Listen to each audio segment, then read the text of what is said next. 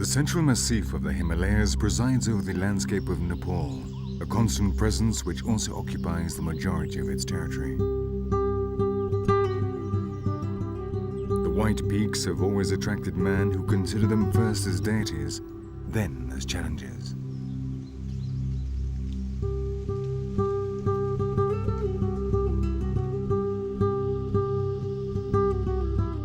But further down, the secret forests of this part of the world conceal the most ancient of all legends.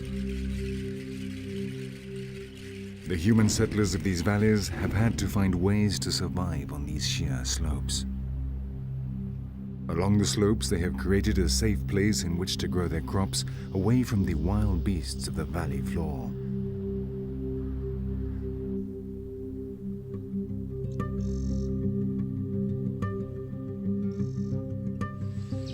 Their terraced fields look directly over the forest below, a superb vantage point from which to survey the jungle of the unicorn.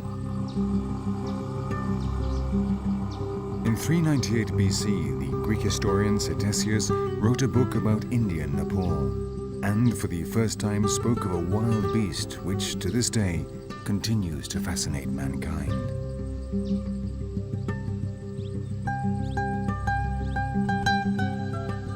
The inhabitants of the forest knew of its presence, and in the shadows of the humid jungle, its smell still lingers.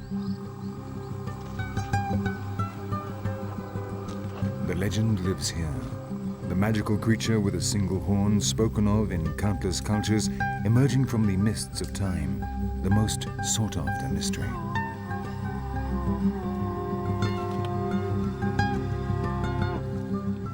But this animal has long been cursed, and time has not changed that. In the 21st century, it is still hunted for the power that grows on its forehead.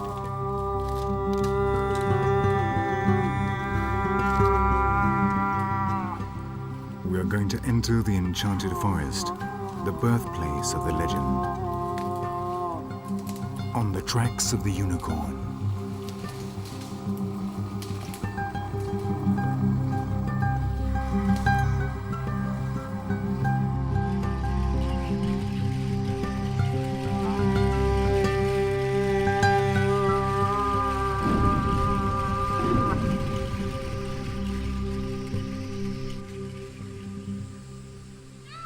Along the border between Nepal and India, there runs a strip of rainforests which alternate with the meadows of the lowlands.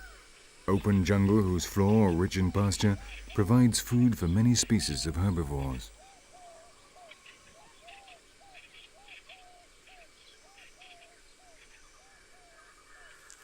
After Africa, these forests possess the greatest variety of animal species in the world. And nonetheless, due to their inaccessibility, they remain virtually unknown.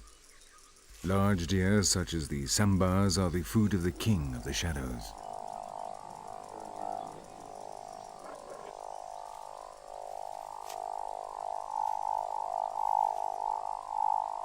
The presence of the Bengal tiger means the herbivores of the jungle must constantly be on the alert. Danger is ever present.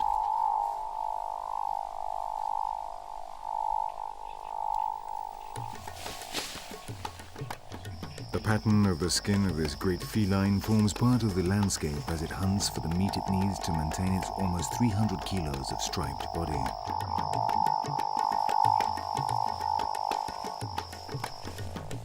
But the tiger is not the only giant of these forests. On the intense green ground, there is an animal which not even he would dare to attack.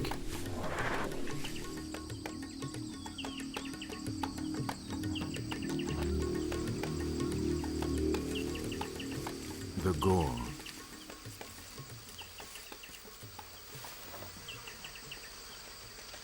Weighing 1,000 kilos, it is the largest wild bovine in the world. A ton of bad temper standing up to 2 meters tall. The gaurs not only have nothing to fear from the tigers, but will even trample them down if one crosses the path of the herd.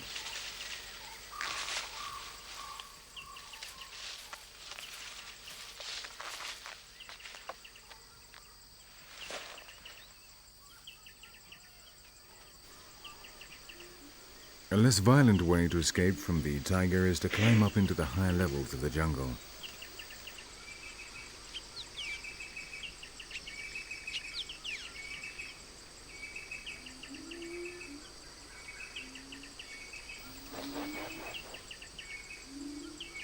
This is precisely what the langurs do. In India, these animals are sacred, as in their religion they are related to the monkey god, Hanuman. These primates are exclusively vegetarian, specialized in the consumption of leaves. Such a poor diet that they are forced to be constantly on the move across the roof of the jungle in search of a decent tree. More nutritious than leaves are these large flowers on which the hummingbirds feed. These birds are experts at extracting the sweet nectar contained inside the corollas, along with the tiny insects that seek refuge there. Their constant visits carry the pollen from one flower to another, pollinating them and so contributing to keeping the forest alive.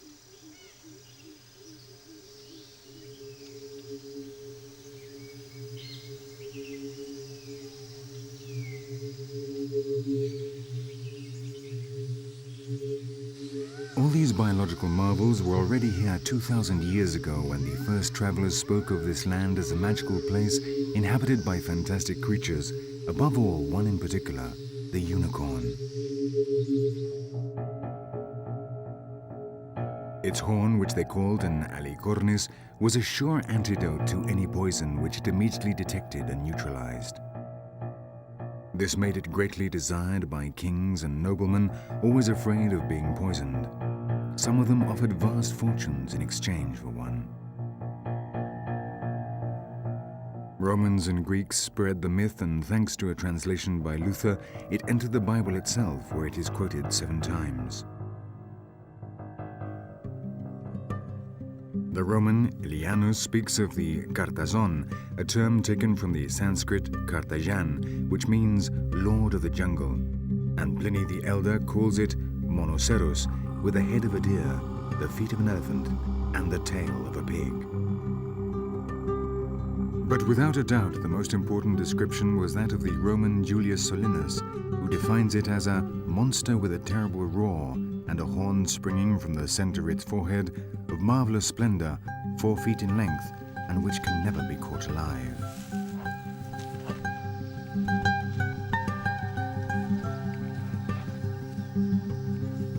The chronicler's description was not far from reality. The myth lives here, and it is the Indian rhinoceros. Its means of defense was in fact imported into Europe until the end of the 18th century as unicorn horns, to be used as remedies for a wide range of illnesses, and this belief still continues in traditional Asian medicine. Its leathery skin was also used for defense by men in the form of shields for the soldiers. This armor plating protects them from attacks by tigers.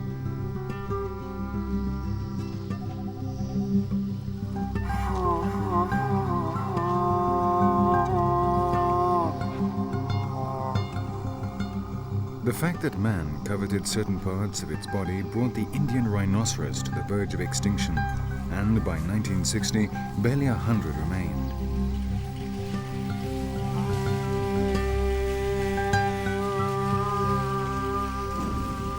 The massacre did not cease until 1976, when a division of the Nepalese army was given the task of protecting them from attacks by poachers.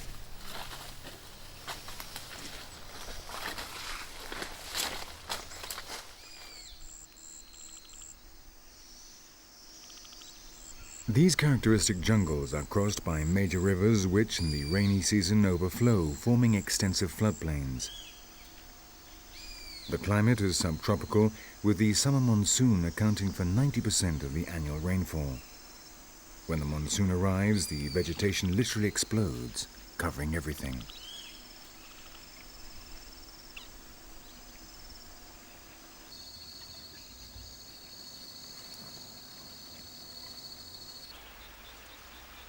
The flooded plains fill with elephant grasses, so called because of their size, as they grow up to 8 meters high.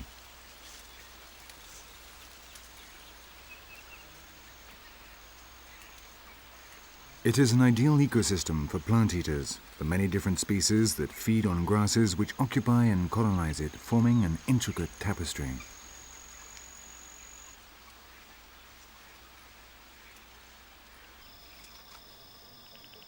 The incredible exuberance of the vegetation is hell for man, but not for the plant-eaters who gorge themselves on the gigantic feast that covers everything.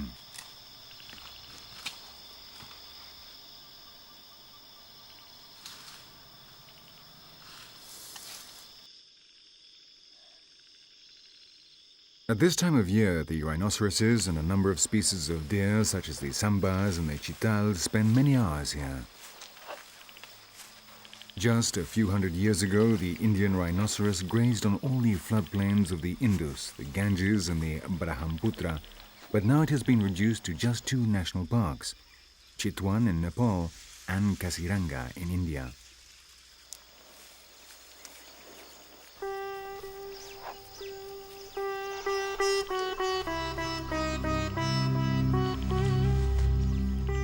This region called Terai forms the northern border between India and Nepal and is occupied by ecosystems characteristic of the salt forests and grasslands flooded by seasonal rises in water levels.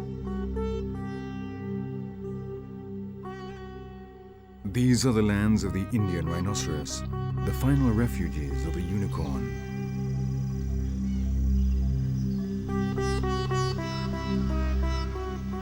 Here in the Kaziranga National Park, the river Brahmaputra floods over every year, fertilizing the entire plain with silt so rich that the vegetation is among the most exuberant, the variety of species among the greatest in the world. 3/4 of the park is then flooded, and when the waters retreat, innumerable swamps and marshes called bihils remain. This is when this wildlife paradise really comes alive.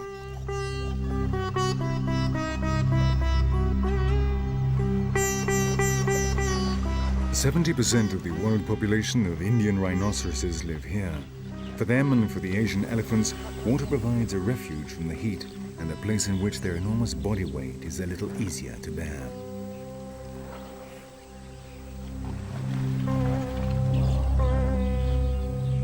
In 1985, this park was declared a World Heritage Site, and to preserve this treasure, the Indian government put into action one of the greatest conservationist initiatives in the world. In Kaziranga, there is 1 guard for every square kilometer.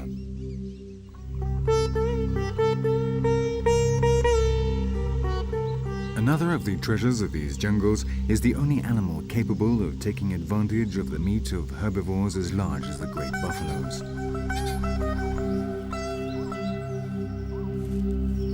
It is also hunted by the poachers, but its major concern is finding enough to eat.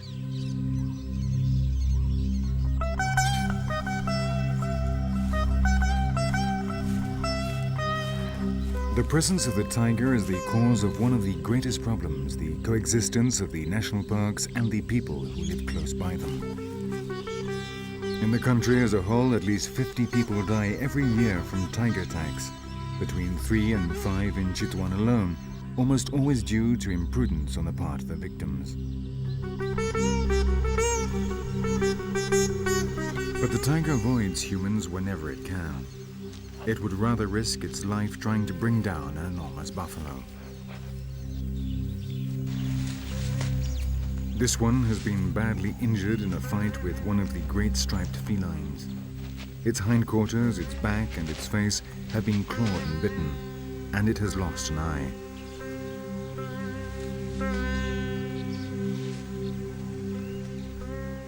With humidity of around 90%, the wounds will not easily heal, and internal infections will kill it. Separated from the herd, all it can do is wait for the tiger to return and finish off the job.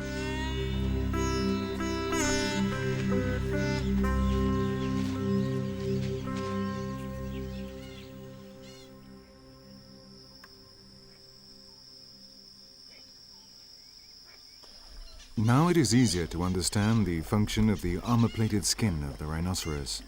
You can eat in peace if you have that kind of protection from possible attackers. But our unicorns have a taste for the high grasses of the banks of the swamp, and both in Kaziranga and here in Chitwan, these grasses are also a valuable resource for the human populations living around the edge of the park.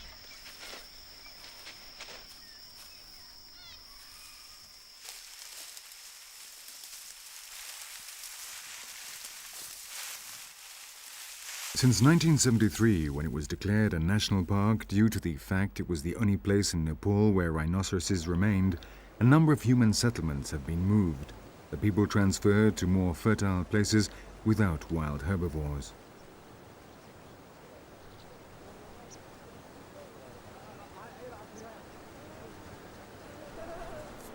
However, 310 villages have not been able to be relocated, and they remain in direct contact with the park. When the season arrives, the local inhabitants cross the river and enter the reserves armed with their recently sharpened sickles.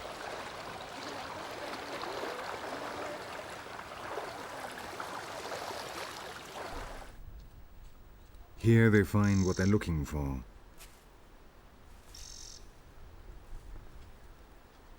The natives have a legal concession to harvest the high grasses each year.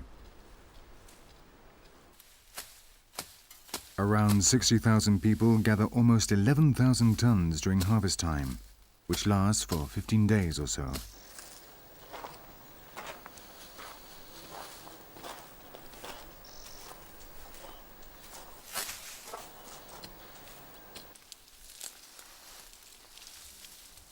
The bushels accumulate, reaching a market value of some $450,000.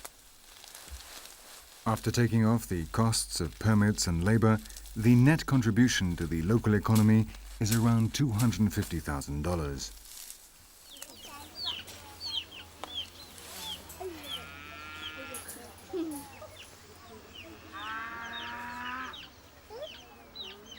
As well as the income from sales to the paper industry, the grasses are also a basic construction material for these people. They are also used to feed the domestic cattle, which cannot stray far in search of pasture for fear of being attacked by tigers.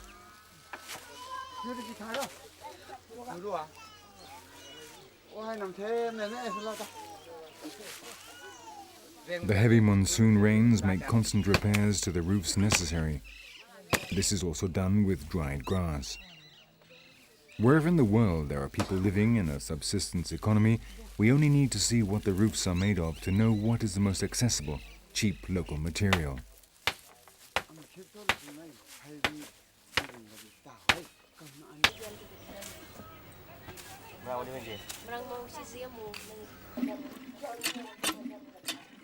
Underground water, clean and healthy, is fortunately abundant. And from this and the soil, the women make adobe, which of course also includes grass among its ingredients.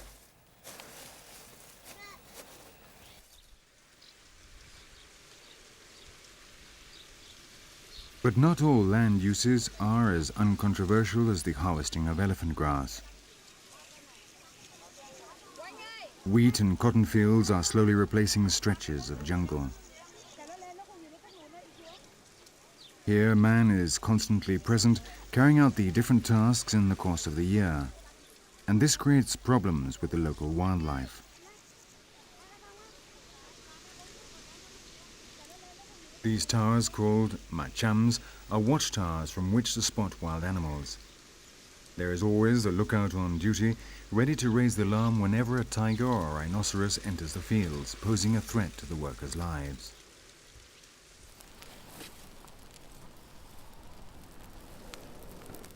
In reality, all the animals are doing is returning to places that were always theirs, but which little by little have been stolen from them by man, who knows how to turn to his advantage the greatest enemy of the jungle.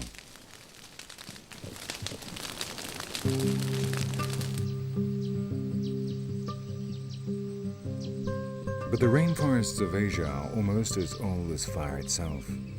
They have tremendous powers of regeneration, the ancient strength of vegetation. Certain species are invulnerable to fire. They do not burn, they simply resist. The simul trees are fireproof, and they are therefore the final refuge in the jungle.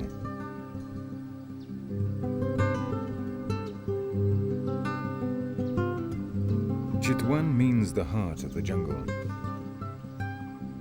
And once more, in this part of the world, legend and reality go hand in hand.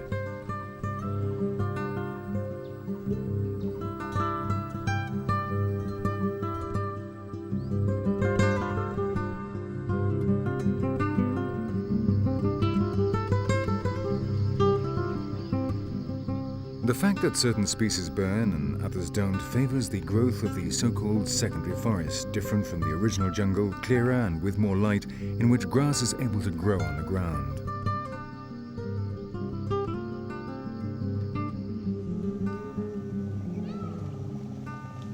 It is the perfect place for the ungulates, a paradise for deer who here form herds unlike their solitary relatives in the primary forests.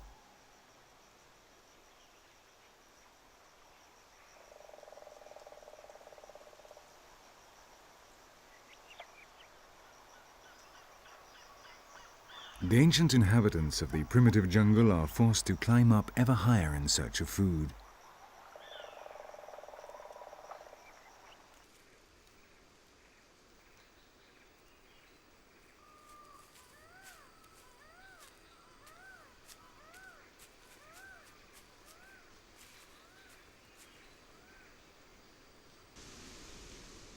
This is also home to a bird which for 3,000 years now has been an aesthetic symbol for man.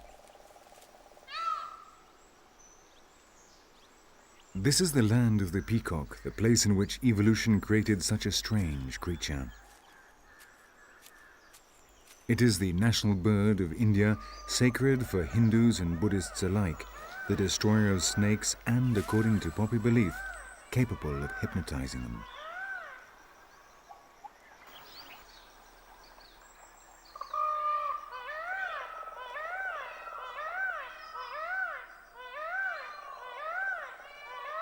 The characteristic territorial cry of the males warns rivals that this territory is occupied.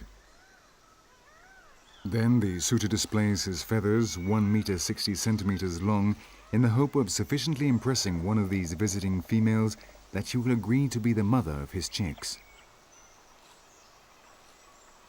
The females prefer the males with most peacock eyes, and these continue to grow throughout their lifetime. So the older the male, the larger his tail, and the more females he is able to attract. Such a flamboyant display in the middle of a jungle full of tigers is a risky business, but in nature, nothing ventured, nothing gained. And what is more superbly decorated the males, the less they participate in rearing the chicks.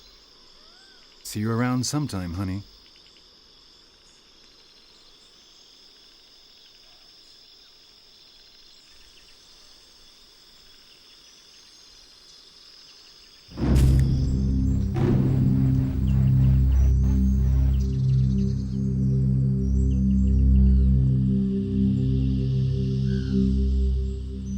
The langurs, however, like the good primates they are, do have a long, close family life. The baby langurs spend a lot of time playing and learning from the adults the tricks of life up in the treetops.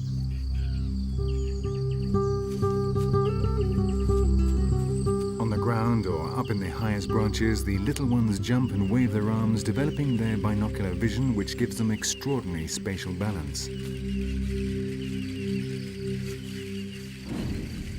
In their young brains, the neuronal connections are established which someday will save their lives when they have to flee from danger, swinging from branch to branch.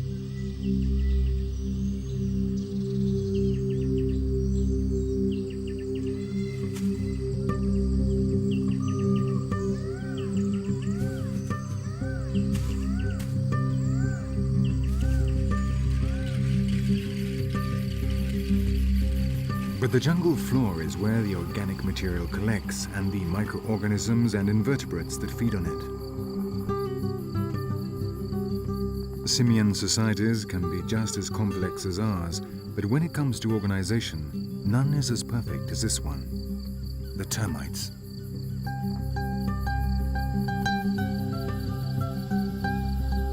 The termites do not form the bulk of their diet, but for older langurs, they are like spicy chili peppers, an amusing snack that breaks the monotony of all that leaf salad. Just stick your finger in and suck.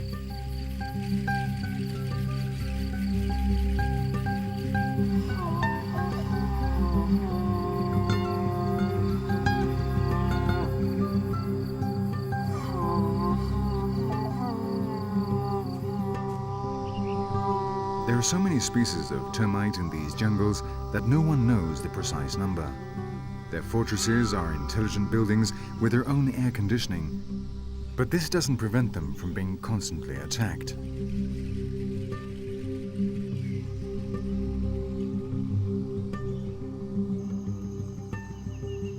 These are sloth bears. Their characteristic thick, long lips are designed to literally suck up the termites from their holes. Their sight is poor, their smell worse, and they are renowned for their bad temper. They are among the strangest bears in the world, and local stories speak of them as fierce beasts.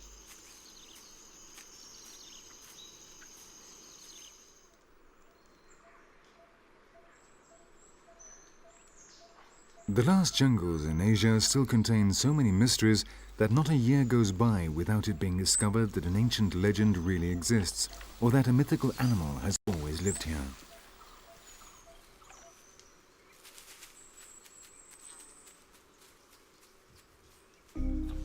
But the myths spoken of in ancient travelers' tales are now up against a formidable enemy, a human population that is constantly growing.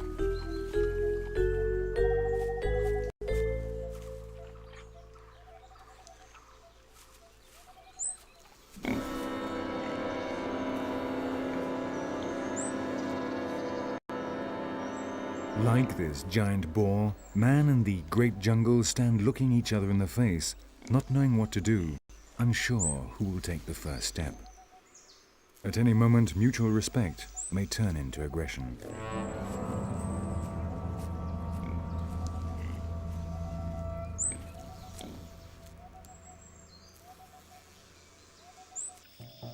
And what will happen to the unicorn then? India contains 16% of the world's population on just 2% of the land surface.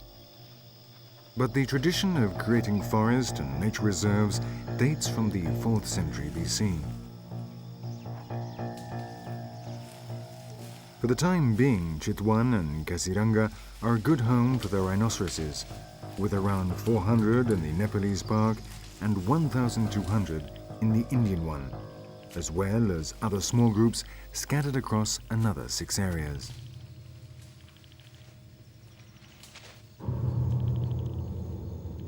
The total population estimated by the World Wildlife Fund in February 2000 is just 2,095 animals on the entire planet.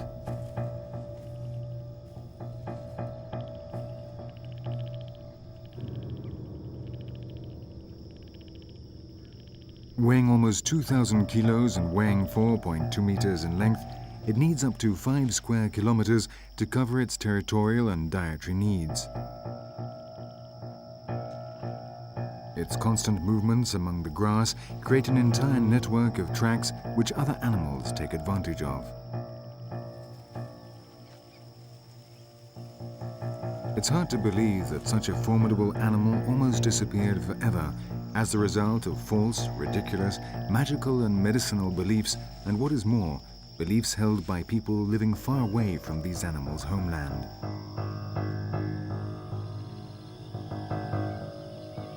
The Indian rhinoceros deposits its feces, creating over the years large piles which act as olfactory markers or beacons, defining its territory. Gigantic dung heaps that are impossible to ignore, even for the least sensitive nose.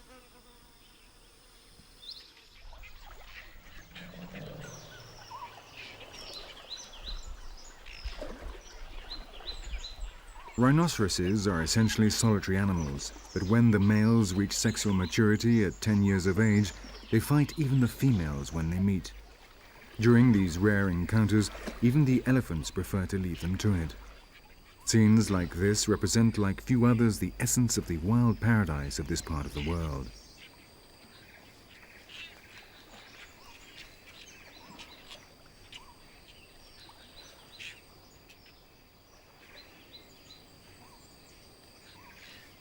Contrary to popular belief, they do not use their famous horn as a weapon, but rather bite at their rival. The loser will move off to try his luck elsewhere.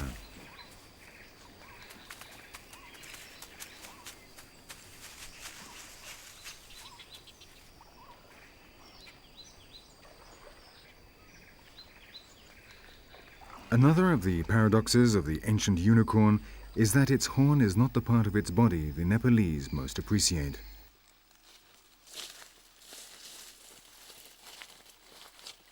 They come to the dung heaps in search of what they swear is an infallible remedy for coughs.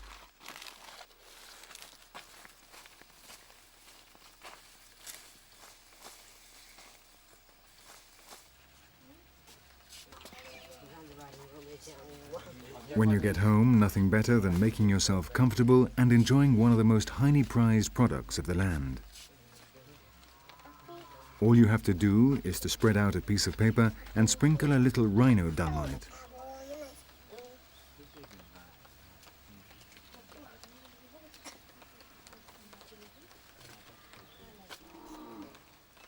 With care and patience, you achieve just the right texture to mix it with tobacco according to taste.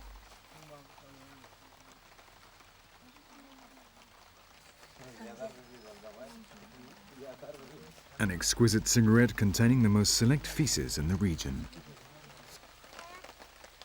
For them, the enormous piles of dung are a plentiful supply of the ingredients for the finest tobacco. Without a doubt, an exclusive luxury that only a few can enjoy. The taste of a legend would surely be a fitting advertising slogan.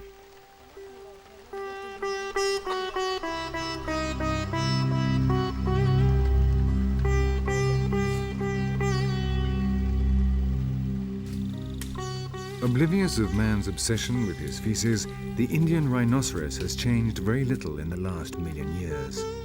As they are basically unsociable, the typical group of rhinoceroses is this, a female with her child.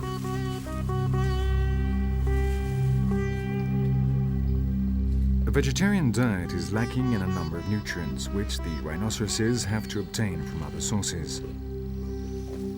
In certain places in the jungle, the soil is rich in mineral salts and trace elements, and so the mothers take their children there from when they are very young. They memorize the location, and so the knowledge of these secret places is passed down from one generation of rhinos to the next.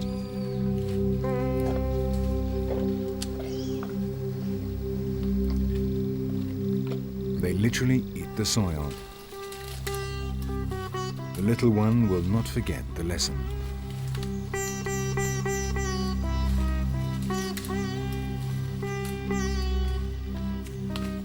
No one in the jungle would dare disturb a female rhinoceros with her young.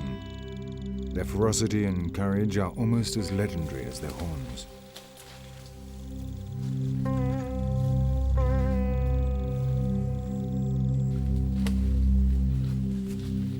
But rhinoceroses like to spend many hours in places also much appreciated by man. For the rhinoceros, as for many other species of animal in this part of the world, water means a cool retreat and a place to find food.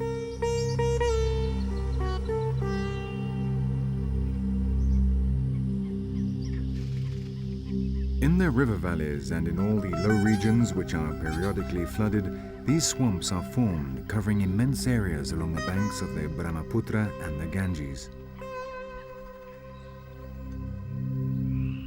Rhinoceroses are perfectly content, half submerged in their very own vegetable soup, from which they eat while placing virtually no stress on their backbone, which most of the time has to carry the enormous weight of the animal. This tendency for very heavy mammals to submerge themselves in water and so compensate for their weight was precisely what led some of them to return to the sea many millions of years ago, giving rise to the cetaceans.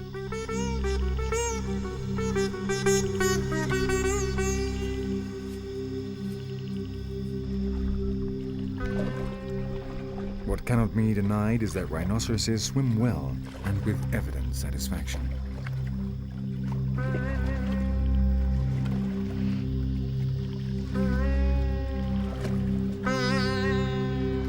As they constantly move in and out of the water, these giants open up the vegetation, stirring up the mud at the banks. In this way, they keep the water surfaces clear, preventing the plants from covering them entirely.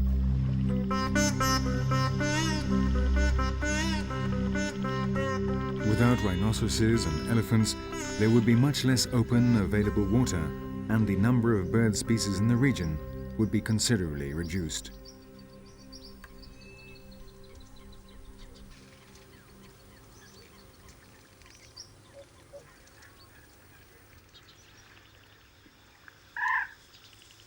Beaks.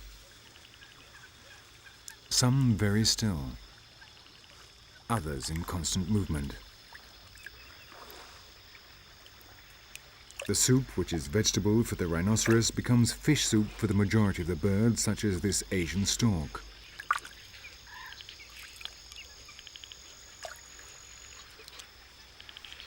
Or this heron, which prefers more decisive movements.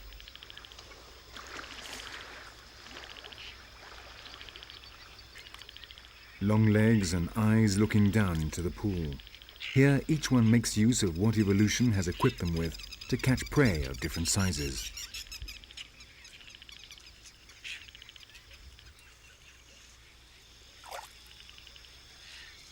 This male Asian jabiru is also a type of stork.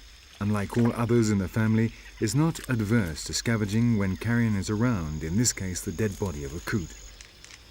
But neither its legs nor its beak are adapted to feeding on meat, and it'll have serious problems digesting something so large.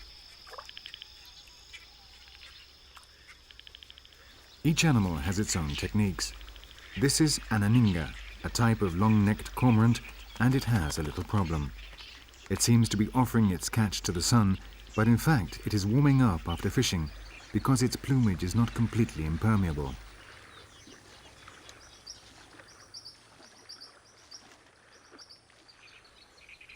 This makes it easier to dive down and swim beneath the surface, but it gets very wet, and from time to time, it has to dry out. And here we have the result. It was worth the dip, even if its body is now dripping wet. But its triumphal march arouses the lowest instincts of the opportunists. The aninga tries to reach a safe place in order to eat its catch before anyone feels tempted to snatch it from him.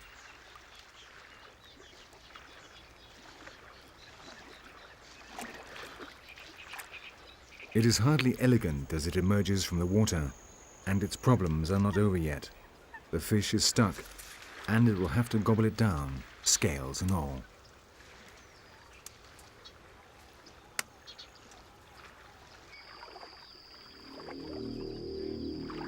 All this movement by the aninga alerts the most dangerous mouth in these waters.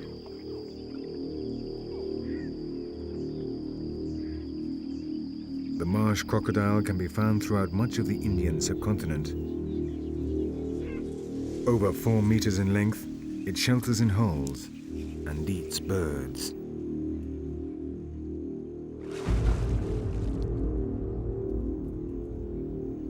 More than reason enough to make a quick exit when you hear one entering the water.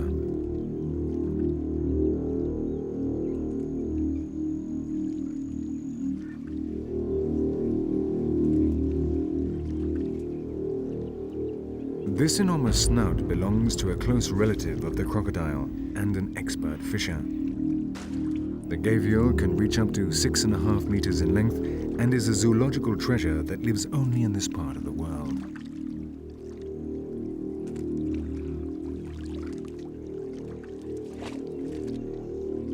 It is said to accompany the dead on their last journey along the sacred rivers of India.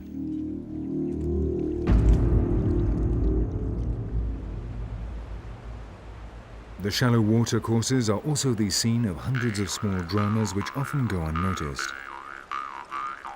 These 2 toads of the Bufo genus are engaged in amorous activities, but they are being spied on by a very dangerous onlooker. A water snake like this one knows how to choose precisely the right moment. As it approaches, its forked tongue transfers the smells of the river to the olfactory receptors on its head. The slippery lovers add their body fluids to the water without suspecting this could be the last thing they ever do.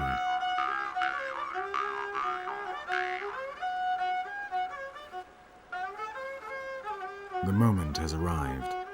Slithering along, the snake approaches, but the female toad who is on the bottom has seen it. Such sudden agility surprises the snake, and not the male toad who gets on with the job, not suspecting his girlfriend is saving his life.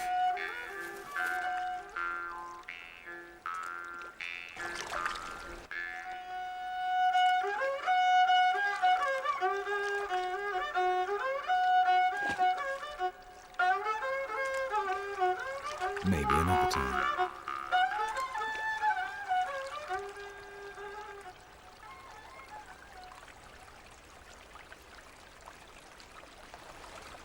Mounting another animal is also recommendable on more peaceful occasions.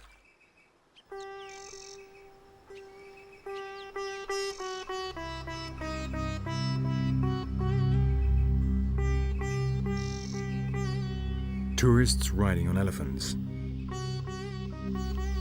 The national parks of Chitwan and Kaziranga can be visited by anyone willing to sit atop the king of the jungle, emulating Hannibal himself. Since at least 2000 BC, elephants have been tamed and trained by man for construction, transport, and war.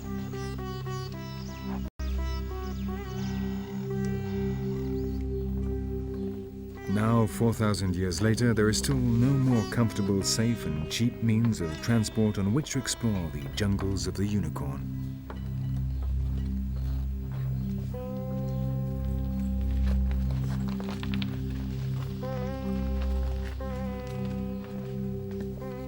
Up here, the visitors are safe from tigers and have a superb view of their surroundings. And thanks to this new ecotourism, the ancient tradition of the mahouts, the carers and drivers of these pachyderms, is being preserved precisely at the time when traditional uses are in decline.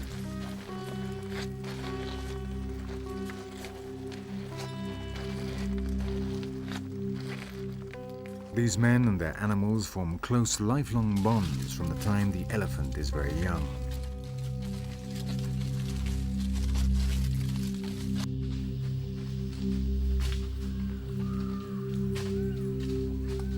In this way, traveling around on the back of an elephant has become a new source of income for the local population, and this benefits not only the rhinoceros and the tiger, but the elephant itself, along with the ancient tradition of training them.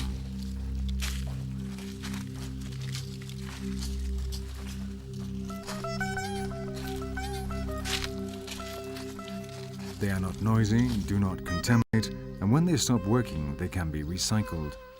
And what is more important, the other inhabitants of the jungle are used to their presence, and so they do not frighten or disturb them.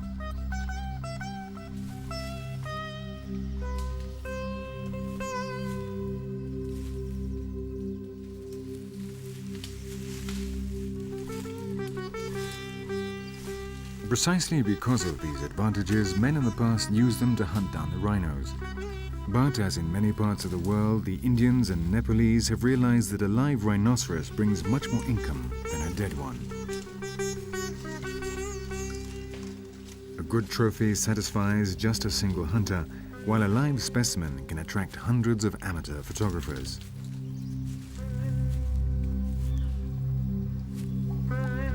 For the short-sighted unicorn, this is simply an elephant with something strange on its back, maybe parasites. But in any case, totally inoffensive.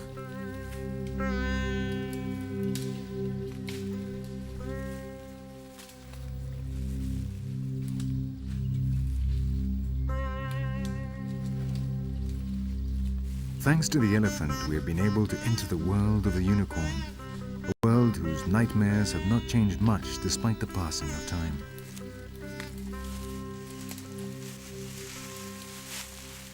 The belief in the supposed medicinal powers of the rhinoceros horn still remains in traditional Asian medicine, and so illegal trading can generate enormous profits.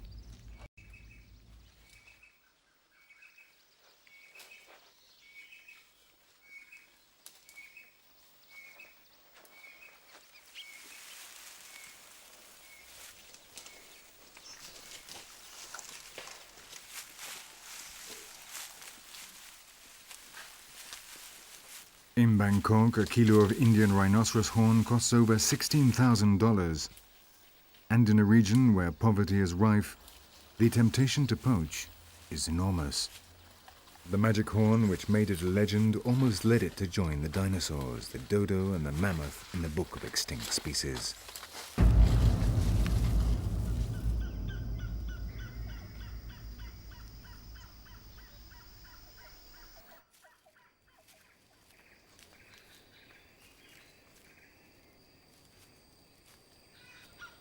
But these people are saving them.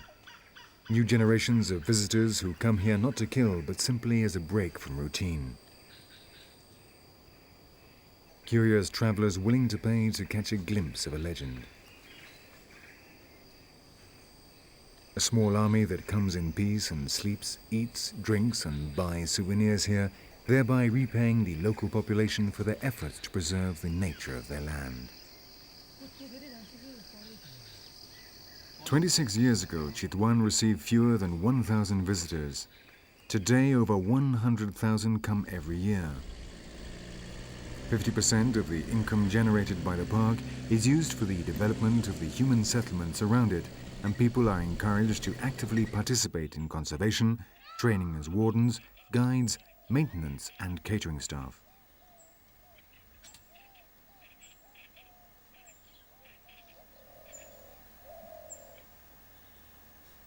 The charges for entering and camping in the park, the price of elephant tours and lodging and permits generate increasing income, making the local people more and more convinced that they are fortunate in having a national park on their doorstep.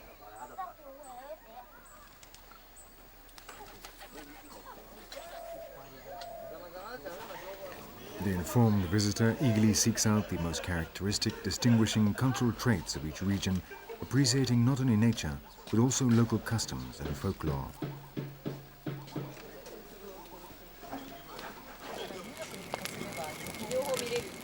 The crackle of a campfire in the forests of Asia is still something that many are willing to pay for.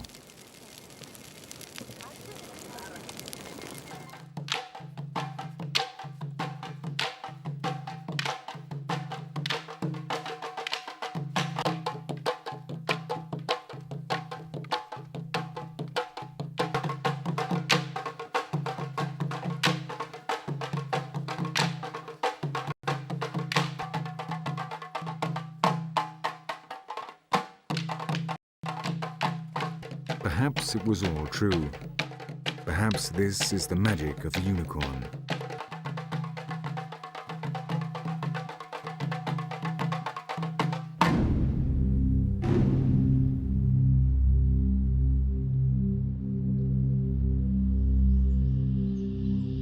Night is drawing in around the Himalayas. Mist descends over the jungle where the last Indian rhinoceroses live.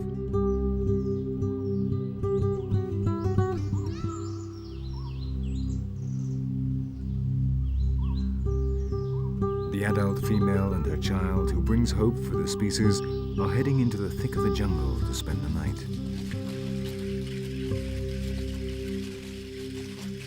And another warden comes on duty.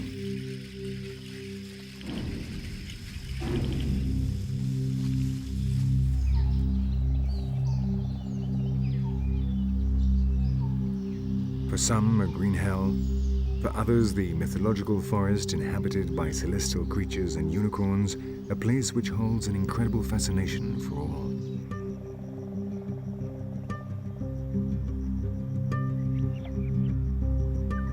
When the sun goes down, the sounds change. The spirits of the night awake to wander in the moonlight.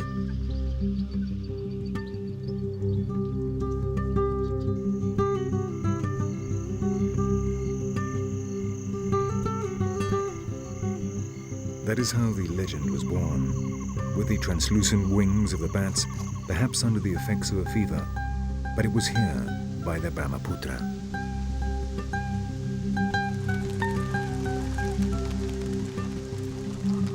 It was all true. This is the home of an incredible animal with a single horn emerging from its forehead, which can cure all the evils of the poor peoples with whom it shares this land. A being capable of attracting people from all over the world simply in the hope of seeing it. The legend did not lie. The unicorn exists.